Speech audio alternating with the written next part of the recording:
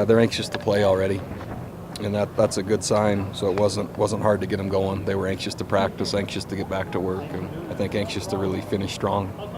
Bronco, everybody expects you guys are going to win the next 3 games.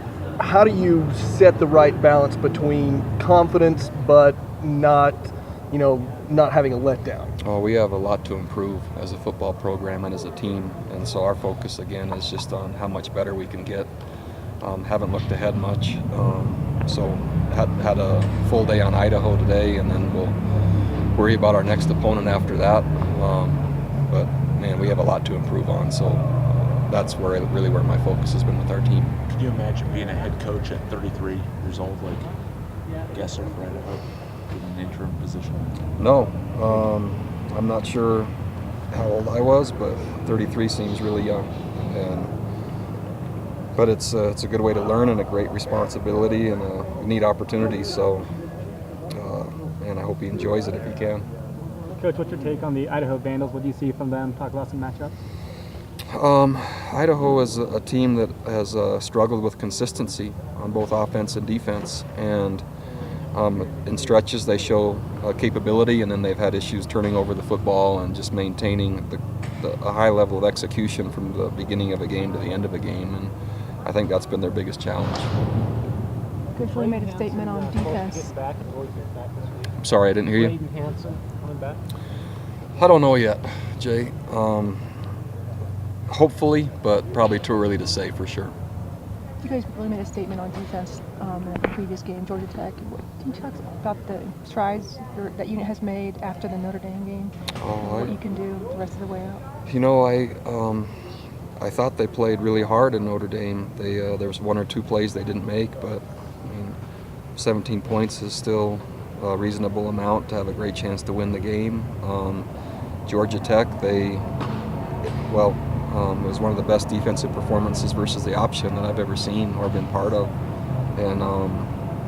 and so I was really proud of them. But it's a fun group to be with every week. They just it matters a lot to them, and they work really hard, and I've been lucky to coach them so far this year.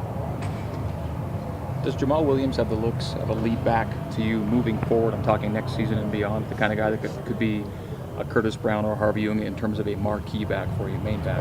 I would say from the early signs, yeah. I mean, he's still really young, just 17 years old, and a lot of work to still do, but the way he runs the football, the confidence he runs it with, the physical nature he runs it with is really a nice start for a true freshman. So I would say at this point, yeah. Coach, could you just talk about the recruiting you guys were able to do with the bye week? Yeah, we're in really good shape recruiting. Still a few pieces to finish up with the offensive line issues that we've had, but our finding pool has been really good, and we've made a lot of progress. And I'm really comfortable with where we sit right now. Still a few pieces have to land or come in, but it was a really productive week. Were all your assistants out of state? No, some were out of state. And some were in. We're running short on evaluation, so we have to pick and choose really carefully now. Sounds like Bronson Kafusi would like to play some basketball after football season's over. Any early thoughts on that? Not any early thoughts. Really hard to be good at just one sport, let alone 2. And so I would say that just as a blanket statement, but very few guys are capable of playing 2. So really premature to even consider it or talk about it. Maybe after the bowl game we can consider that. In what areas can the defense improve? I'm sorry? What areas can the defense improve after playing so well? They've been really consistent all year long. I guess I would go to really the only team that had success against them was Oregon State, and that would be max protection and really good receivers running through our zones. And so that's, if there's been anything, and really the only thing that's worked so far, that would probably be it. But I think we've addressed that since then. That game seems like a long time ago, but I guess that if I had to give you something, that'd be it. The offense has made some strides the last few games. Can you talk about what led to that and what you're seeing from the offense? I think just more balance and consistency, and being able to run the football and throw it with fewer turnovers is really helpful. And I think that's really the core of what's happening is balance and consistency with fewer turnovers. Coach, how was the bye week in terms of your players' health? We focused hard on it, and so from what I saw today, they look fresh and ready to practice. I can't say there was just a slew of players coming back in, but it's the ones we have look a little bit fresher and again more healthy. Anything special you're looking forward to or planning for your seniors on Saturday night? A little bit different format. Normally I'm able to be with them after the game and with an 8-something start. I mean, that's going to be really late, so what we'll do is we'll honor them more pregame, and then what I normally do after the game, we'll do it in our banquet this year just because of how late the start is. Could you talk briefly about who the NFL guys like of this year's team for next year in the NFL? You know, a little bit premature, but they like quite a few players, so I think I'd like to hold off on that maybe till bowl week preparation, something like that, rather than have them be distracted at this point. We still have a lot of work to do.